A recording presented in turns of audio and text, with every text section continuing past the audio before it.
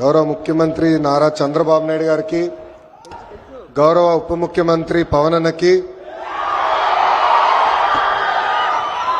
BJP రాష్ట్ర అధ్యక్షులు మాధవ్ గారికి, రవాణా శాఖ మార్చులు రాంప్రసాద్ రెడ్డి గారికి, సత్యకుమార్ యాదవ్ గారికి, వేదిక మీద ఎమ్మెల్యేలు ఎంపీలకి, ప్రత్యేకంగా ఈ సమావేశానికి విచ్చేసిన మా ఆటో డ్రైవర్లందరికీ పేరు పేరున నా హృదయపూర్వక నమస్కారాలు. ఇంట్లో ఎన్ని ఇబ్బందులున్నా ఎవరన్నా ఆటో ఎక్కితే నవ్వుతూ పలకరిస్తారు మా ఆటో డ్రైవర్లు. గ్రామ స్థాయి నుంచి దేశ రాజకీయాలంతా కూడా ఆటో డ్రైవర్లే ఆటోలో చర్చిస్తారు. పోయిన 5 సంవత్సరాలు చూసాం. మీ మౌత్ పబ్లిసిటీ దెబ్బకి వైనాట్ 175 కాస్త వైనాట్ 11 అయినాయి. విశ్వవిఖ్యాత నట సార్వభౌమ స్వర్గశ్రీ నందమూరి తారక రామారావు గారు కూడా డ్రైవర్ గా నటించిన సినిమా డ్రైవర్ రాముడు. మీ అందరి బాలయ్య నా ఒక్కడికే ముద్దల మావయ్య అయినా బాలయ్య బాబు గారు డ్రైవర్ గా నటించిన సినిమా లారీ డ్రైవర్. అంతేకాదు పవన్ అన్న కూడా నటించారు, డ్రైవర్ గా నటించారు. ఆ సినిమా పేరేంటి ఇంపడట్లా, అత్తారింటికి దారేది. ఆనాడు అన్న ఎన్టీఆర్ కాకి డ్రెస్ వేసుకుని రాష్ట్రం మొత్తం చైతన్య రథం పైన వెళ్తే ఢిల్లీ మొత్తం గడగడలాడించిన వ్యక్తి. చంద్రబాబు నాయుడు గారికి ఆటో డ్రైవర్ల సమస్యలు బాగా తెలుసు. కేబినెట్ మీటింగ్ లో ఏనాడు ఎప్పుడైతే మేము చర్చిస్తామో మా ఆటో డ్రైవర్లకి మేము అండగా నిలబడతామని పదే పదే చెప్తారు. అందుకే ఆటో డ్రైవర్ల సేవ పేరుతో ఈ రోజు ఈ పథకం మన ప్రజా ప్రభుత్వం రూపొందించింది. నేను ఎప్పుడు తిరుగుతున్నప్పుడు ఆటో వెనకాల ఉన్నా మీరు ఏదైతే రాస్తారో చదువుతూ ఉంటా.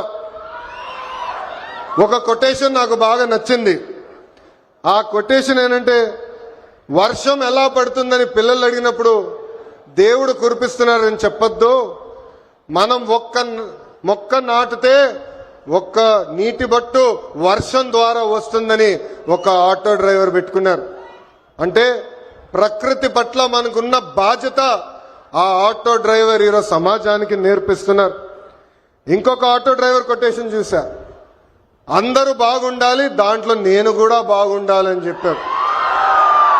మూడో కొటేషన్, జరా భద్రం భయ్యా మనందరం చల్లగా ఇంటికి వెళ్ళాలి. అంటే స్పీడ్ గా నడపద్దు, ర్యాష్ గా నడపద్దని ఆ ఆటో డ్రైవర్ చెప్పే పరిస్థితి. ఈ కొటేషన్లన్నీ మీకు ఎందుకు చెప్తున్నానంటే, మా ఆటో డ్రైవర్ల మనసు పెద్ద మనసు. ఎవరన్నా బ్యాగ్ మర్చిపోతే తిరిగి వాళ్ళకి అందిస్తారు, ఎవరన్నా పొరపాటున సెల్ ఫోన్ మర్చిపోతే వాళ్ళ ఇంటికి చేర్చుతారు.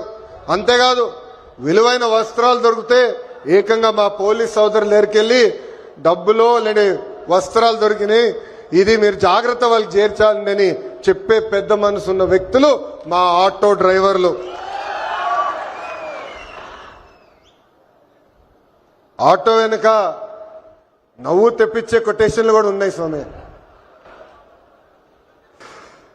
అప్పు చేసి కొన్నాను నన్ను చూసి ఏడవద్దు అని చూసావిడు. అప్పు చేసి కొన్నాను నన్ను చూసి ఏడవద్దు. ఇంకోటి, హాయని ఆశ పెంచొద్దు, బాయని బాధ పెట్టద్దు. అంటే ఎప్పుడు ఆటో వెనకాల బండి ఉంటే నవ్వుతూ ఉంటాం. సమాజం పట్ల మాకున్న బాధ్యత తెలుస్తుంది. ఎన్ని సమస్యలున్నా ఎన్ని ఇబ్బందులున్నా నవ్వుతూ ఆదరిస్తారు మా ఆటో డ్రైవర్లు. అందుకే యువగలం పాదయాత్రలో ఆటో డ్రైవర్లతో ప్రత్యేకంగా నేను సమావేశం ఏర్పాటు చేసుకున్నా. వాళ్ళు ఎదుర్కొంటున్న సమస్యలు నేను తెలుసుకున్నా. ఆనాడు ఆటో డ్రైవర్లు నాకు చెప్పింది ఒకటి, కుడి చేతిలో 10,000 పెడతారు, ఎడం చేతిలో 20,000 రూపాయలు లాగేస్తారని. అరే ఎట్లా లాగుతున్నారో భయ్య అని అడిగా. గ్రీన్ ట్యాక్స్ పెంచారు, 20,000 రూపాయలు చేసి బాధుతున్నారన్నారు. అదేవిధంగా రోడ్ల పైన ఉన్న గుంటలు పూడ్చట్లేదు. 5 సంవత్సరాలు ఎవరు పట్టించుకోలేదు. ఆ గుంటల వల్ల మా ఆటోలు రిపేర్లకు వస్తున్నాయి. దీనివల్ల చాలా చాలా ఇబ్బంది పడుతున్నామని ఆనాడు చెప్పారు. అందుకే మీ ఆదరణతో 94% సీట్లు ఈరోజు ప్రజాప్రభుత్వం కైవసం చేసుకుంది. మన ప్రభుత్వం అధికారంలోకి వచ్చిన వెంటనే గ్రీన్ ట్యాక్స్ ని ఏకంగా 3,000 రూపాయలకి తగ్గిస్తాం జరిగింది. అంతేకాదు పవన్ అన్న నాయకత్వంలో సుమారుగా 2,000 కోట్ల రూపాయలు ఖర్చు పెట్టి గుంటలంతా కూడా మనం పూడ్చడం జరిగింది. ఈ రోజు ఎక్కడ లేని విధంగా కొత్త రోడ్లు కూడా మన ప్రభుత్వం వేస్తున్నాం. అంతేకాకుండా ఆటో స్టాండ్లు ఏర్పాటు చేయాలి. మీకు అక్కడ తాగునీరు అందజేయాలి. ప్రత్యేకంగా మహిళలు ఆటోలు తోలుతున్నప్పుడు వాళ్ళకు కావాల్సిన టాయిలెట్లు కూడా అక్కడ ఏర్పాటు చేయాలి. ఎలక్ట్రిక్ ఆటోలు మీకు అందిస్తమే కాదు, ఛార్జింగ్ పాయింట్ కూడా ఏర్పాటు చేయాలని ఆనాడు మాకు చెప్తాం జరిగింది. ఇది చేసే బాధ్యత కూటమి ప్రభుత్వం తీసుకుంటుందని ఈ సభాముఖంగా ప్రజలందరికీ నేను తెలియజేస్తున్నా. నేను యువగలం పాదయాత్ర చేసినప్పుడు మహిళల్ని కించపరిచే విధంగా ఆనాడు రోజా గారు మాట్లాడారు. మా తెలుగు మహిళ చీరలు గాజులు ఆమెకి ఇచ్చేదానికి వెళ్ళినప్పుడు వెళ్ళిన ఆటోని ఆనాటి పోలీస్ సోదరులు సీజ్ చేశారు. ఆ ఆటో డ్రైవర్ పేరే హమీద్ బాషా. పాపం ఈ ఆటో పైన ఆయనే కాదు, ఆయన కుటుంబంలో ఉన్న 5గురు ఆధారపడి ఉంటారు. అతను నా దగ్గరికి వచ్చి, అన్నా నేను ఇబ్బంది పడుతున్నా, నన్ను ఆదుకో అంటే గౌరవ ముఖ్యమంత్రి శ్రీ నారా చంద్రబాబు నాయుడు గారు ఆనాడు నేను ఫోన్ చేసి ఒక ఆటో ఇవ్వాలనుకుంటే ఒకటి కాదు, ఏం అవసరం ఉన్నా ఆ కుటుంబాన్ని ఆదుకో, ఇది మన బాధ్యత అని చెప్పిన వ్యక్తి చంద్రబాబు నాయుడు గారు. సామాన్యుడి కారు ఆటో, వర్షం వస్తే ఇంటికి తీసుకెళ్లేది మా ఆటో డ్రైవర్లు.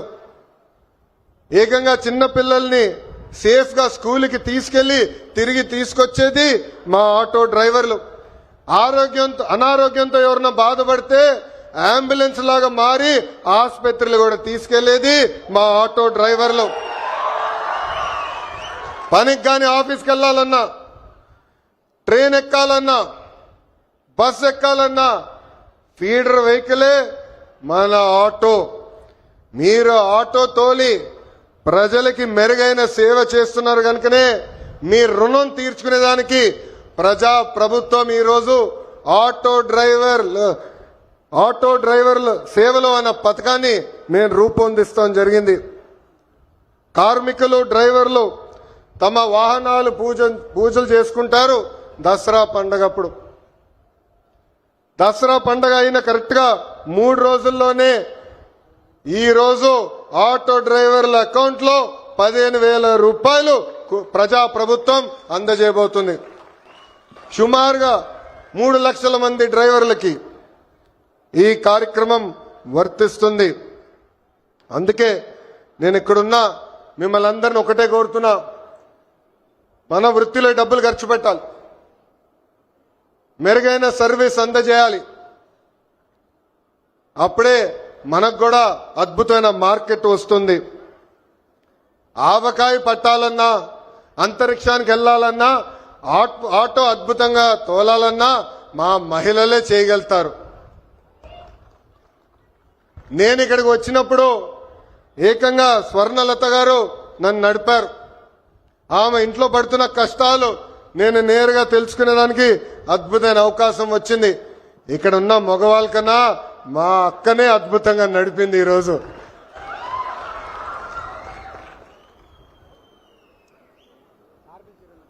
పంపించండి ముఖ్యమంత్రి గారి దగ్గర.